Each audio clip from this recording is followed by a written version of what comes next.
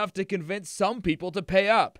They'll ask you to buy reloadable cards and then provide the number on the back. They're going to try whatever they can to get your money out of you. And if they're asking for a card, don't fall for it. Verify everything.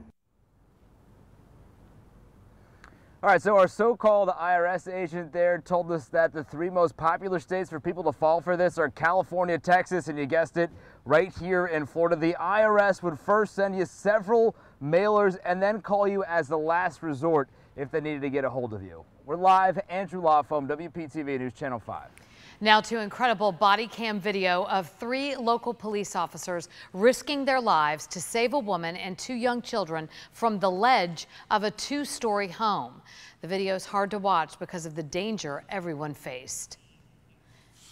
She's on Molly. It's okay. Delray Beach police officers quickly got to this home and tried to reason with the woman who had a 1-year-old and a 3-year-old beside her. But when that failed, they ended up being able to pull the children away, slowly walking them along the ledge and in through a window. They were holding them tightly every step. Police say that woman was likely high on the street drug Molly. You have to fight every instinct, normal instinct, to run out there yelling and screaming and what are you doing? Get these children off the roof.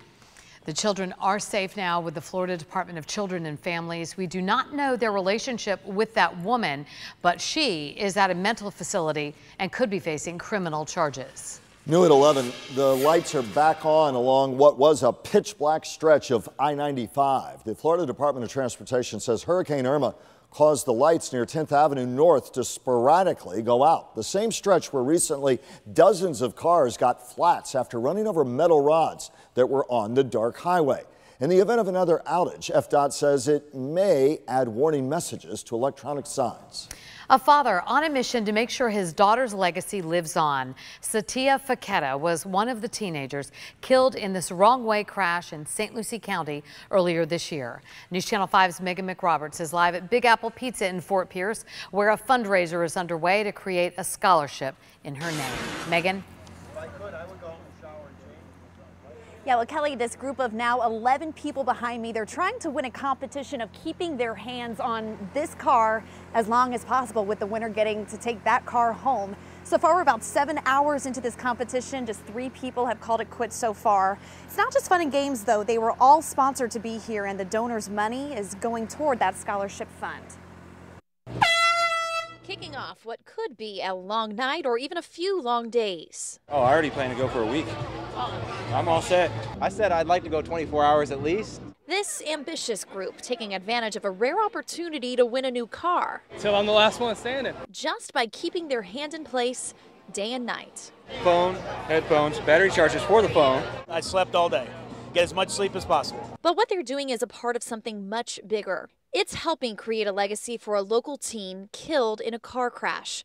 Santia Faketa was just 18 when she and her 17-year-old friend, Brittany Poindexter, were both killed in a wrong-way crash in February. My daughter loved children. She loved to teach children. So her father, Stuart Faketa, decided to create a scholarship in his daughter's name.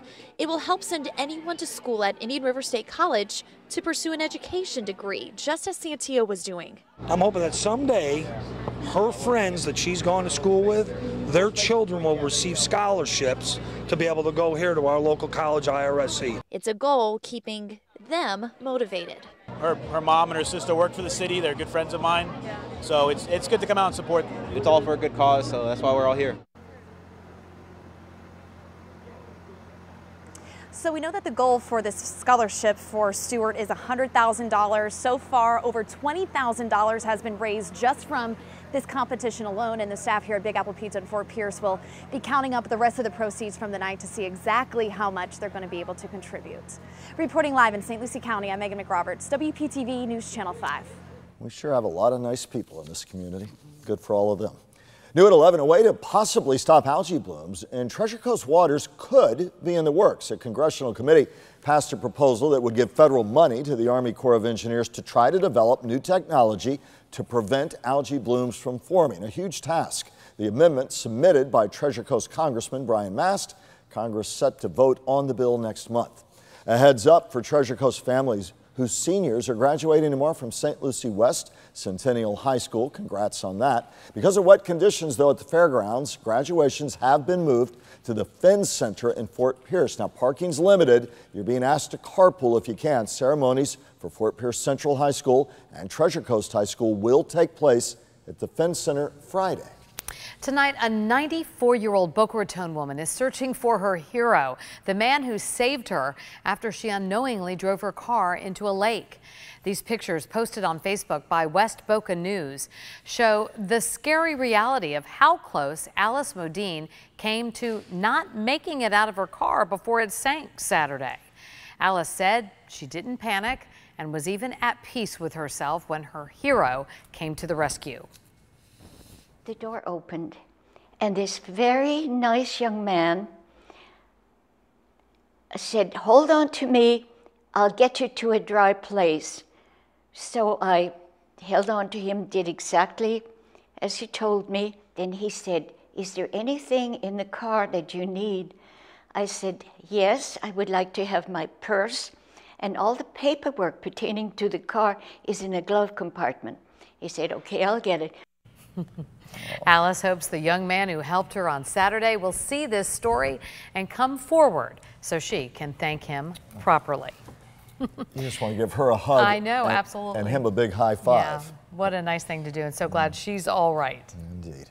In 60 seconds, going undercover, an investigation reveals how some ride-sharing drivers could be putting children in danger. Before you juice up at the next phone charging station, how you might be putting your device at risk for hacking. And more powerful volcanic eruptions causing the earth to break open in Hawaii, threatening to swallow this home.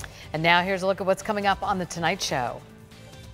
Hey guys, Mindy Kaling, Andy Cohen, Tariq Trotter are here for a game of Jinx. Plus we have music from Lil Pump. It's a great show. Do not change the channel.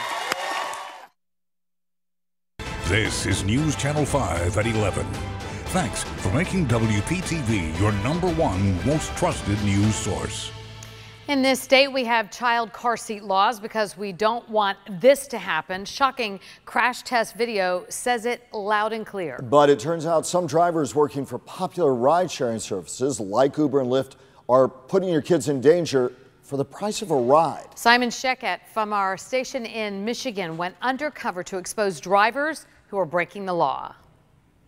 This dash cam footage shows a Lyft driver picking up a mother and her baby at an airport.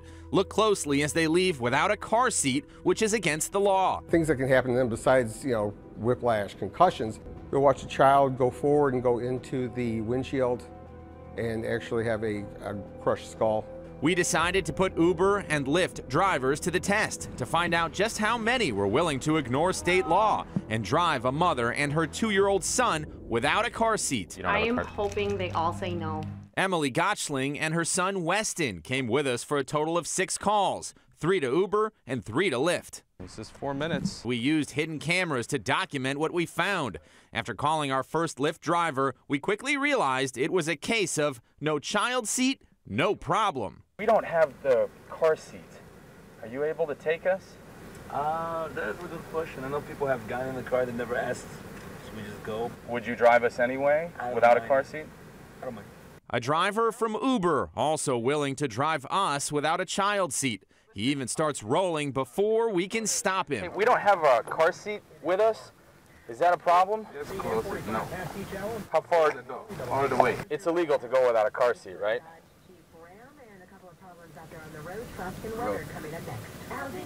If you're all right with it, I'm okay with it. Another Uber ride, and again, we're told. Would you take us anyway, though, or? Yeah. One driver from Lyft even promised to be extra cautious. If we don't have a car seat, it's also against the law. Well, I'll be careful. Out of 6 rides, this Lyft driver was the only one to stop us. Emily admits she was stunned at how many drivers were willing to go for a ride, endangering her child's safety. I'm absolutely shocked. And for those who admit to breaking the law on a regular basis, I thought they would say they should be in a car seat, but they didn't even care. I reached out to Uber and Lyft. In part of a statement, Lyft says drivers should know they have our full support, declining a ride for passengers who do not follow Lyft's safety policies, and their decision to do so will not impact their rating. In part of a statement, Uber tells us Uber's community guidelines lay out our expectation that drivers using the Uber app follow all relevant state, federal, and local laws and the rules of the road at all times. And to be clear, they never actually rode anywhere with those drivers, meaning they did not break the law. And of course, it's the responsibility of an adult to make sure a child is in that car seat at all times. If you are a parent at home tonight with a teething baby, do not use numbing medicine on your child. That's the message from the FDA. Most oral numbing gels contain benzocaine. The agency says the anesthetic generally doesn't work. It's also dangerous. It can affect, according to the FDA, how your child's red blood cells carry oxygen. Doctors say cold but not frozen teething rings can help soothe their pain. Here at 11, you're traveling, your battery's low. You may plug in at one of the public USB ports you see so many places now. But before you do that, experts have a warning for you about juice jacking. Plugging your phone into a compromised charger at an airport, a park, maybe a busy coffee shop can give hackers access to your device.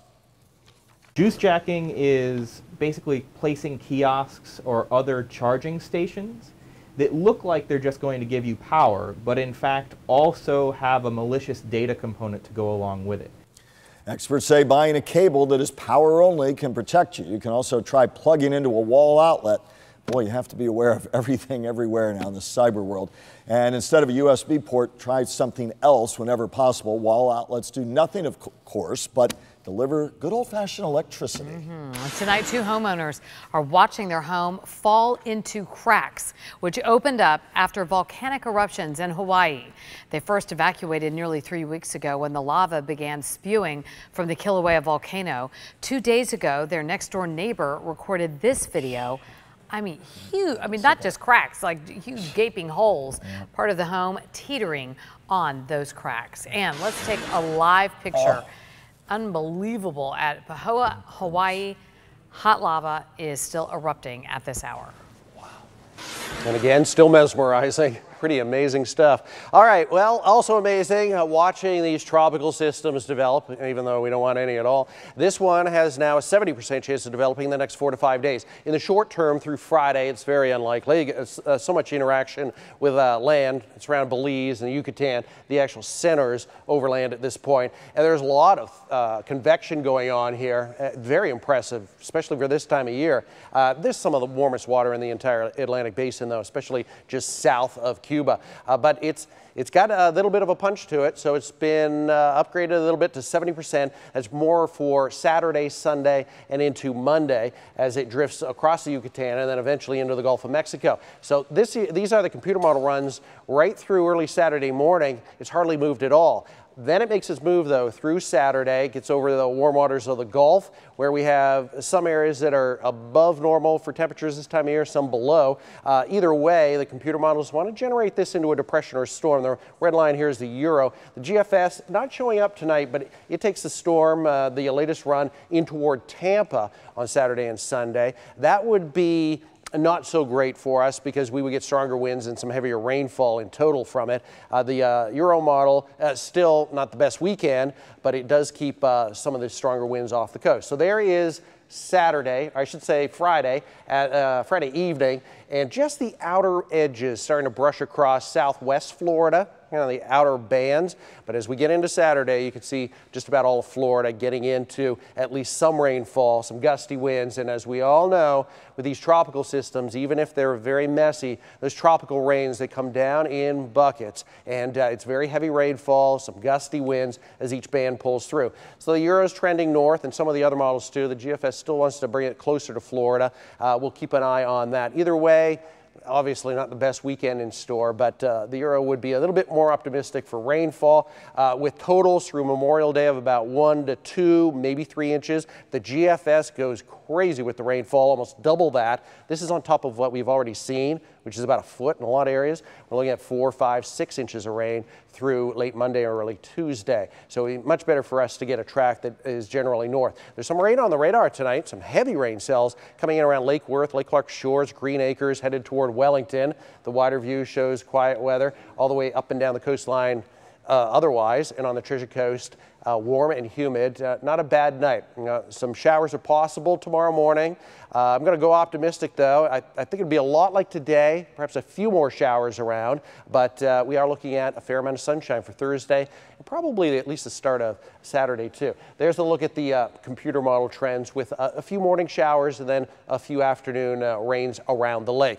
All right, not bad for boaters and beachgoers tomorrow. Sees about 2 to 3. Beautiful night on the way. Some rain possible tomorrow, but a fair amount of sunshine. It's really Saturday, Sunday, and Memorial Day that we're looking at high rain chances as those bands work through. Back after the break.